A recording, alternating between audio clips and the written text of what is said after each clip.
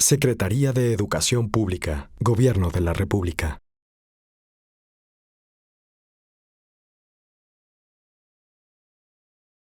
Y es por ello que era necesario,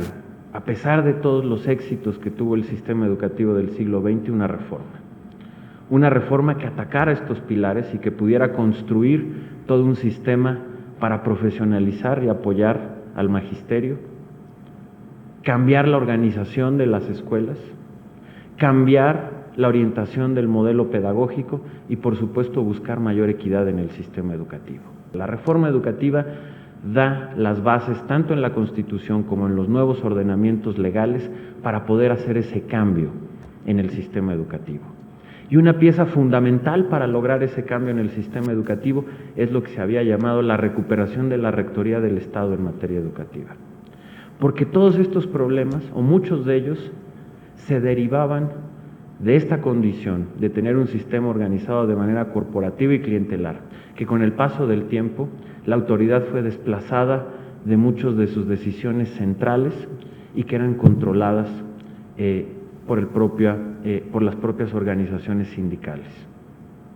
Y por eso había que hacer esa recuperación central para darle conducción de nueva cuenta al sistema educativo.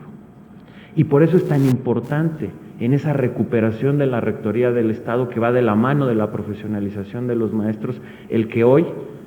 para ser maestro, hay que hacer un concurso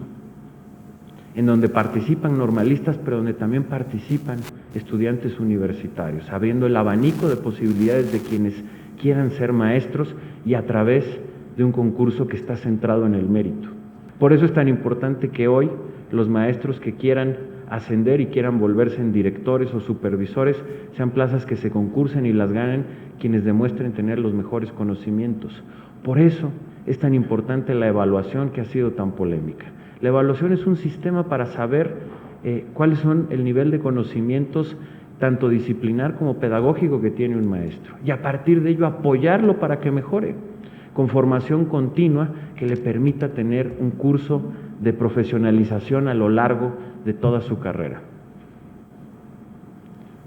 Y por eso es también tan importante la reorganización de las escuelas a partir del plan de la escuela al centro. Y por eso es tan importante, como lo presentaremos próximamente en el nuevo modelo educativo, este cambio de enfoque pedagógico, caminando hacia que los niños aprendan a aprender y no simplemente a memorizar. Y por supuesto, como también se plantea en el nuevo modelo educativo, una agenda de intervenciones muy específicas que nos permitan romper los principales nudos de desigualdad al interior de nuestro sistema educativo para que se vuelva más equitativo. Eso, y sé que ya me extendí mucho, pero al mismo tiempo fue de manera muy apretada, poder compartir, primero bajo una evolución histórica, cómo construimos entre todos un gran sistema educativo, pero por qué también ese sistema educativo se había agotado y era necesario hacer esta reforma educativa, y cuáles son los principales pilares, que todos tienen un único y último objetivo: una educación de calidad, y que la educación que reciben los niños y los jóvenes en el aula se transforme. Pero para que eso pueda suceder, se tienen que hacer todos estos cambios tan grandes, tan complejos, de los que hemos hablado, y que, por supuesto, será un honor y un placer poder discutirlos y profundizarlos con todos ustedes. Es una reforma de todas las que se han hecho, desde mi óptica, la más integral de todas, y que ataca, como lo expliqué en mi presentación, diversas debilidades que tenía nuestro sistema educativo, que no necesariamente habían atacado el resto de las reformas. Y desde nuestra óptica, cada una de esas piezas se vuelve absolutamente fundamental para la transformación educativa. Y empiezo por algo que durante muchos años se dejó y que dañó mucho al sistema educativo, que tiene que ver con la recuperación de la Rectoría del Estado en materia educativa, y que va a la par del apoyo a la profesionalización de los maestros y de que puedan construir una carrera basada y sustentada en el mérito. Porque lo que también es un hecho es que antes de esta reforma, y que seguimos en ese proceso de transformación, es que lo que dominaba en el sistema educativo era precisamente lo que explicaba hace un momento: una relación clientelar y corporativa, que tenía vicios como la venta y la herencia de plazas, como el influyentismo para poder obtener posiciones al interior del sistema educativo, y eso es un hecho y está documentado. Y más allá de diversos puntos de vista, mucha de la oposición hacia esta reforma educativa es de quienes no quieren perder los privilegios del control y de la herencia de plazas, o los privilegios del control para decidir el futuro de un maestro, de quién va a ser director, quién va a ser supervisor. Y es parte de la oposición a que hoy exista un examen, una evaluación, para seleccionar a los maestros a partir de su mérito, porque eso hace que pierda control las organizaciones gremiales,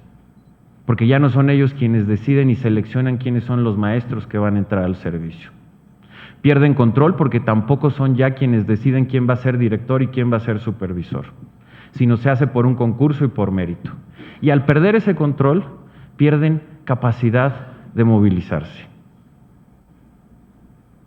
Entonces, estamos frente a un cambio paradigmático, que no únicamente es una transformación central para lograr la calidad de la educación en nuestro país, que no se había hecho antes, sino estamos también, en muchos aspectos, frente a una transformación estructural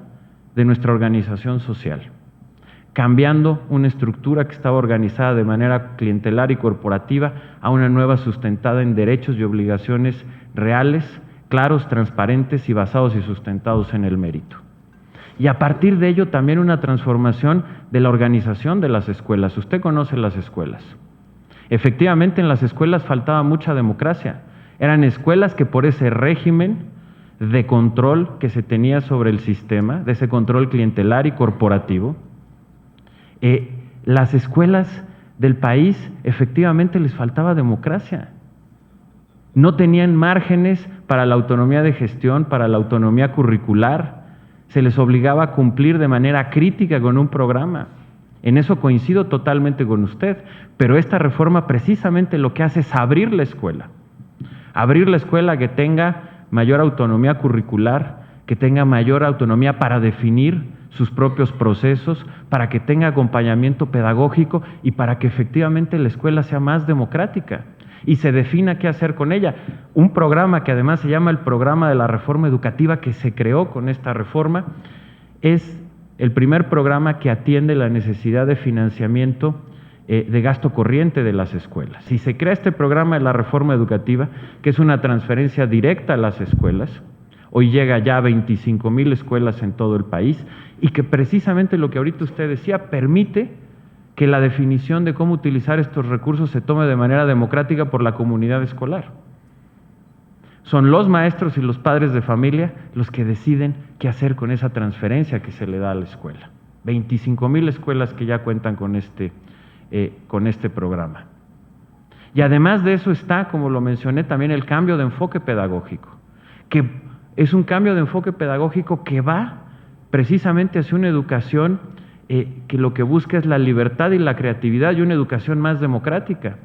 en donde en lugar de que tengamos a maestros que simplemente dan una lección para que los niños memoricen, pasemos a nuevas tácticas pedagógicas en donde haya clases dialogadas, para que el estudiante se involucre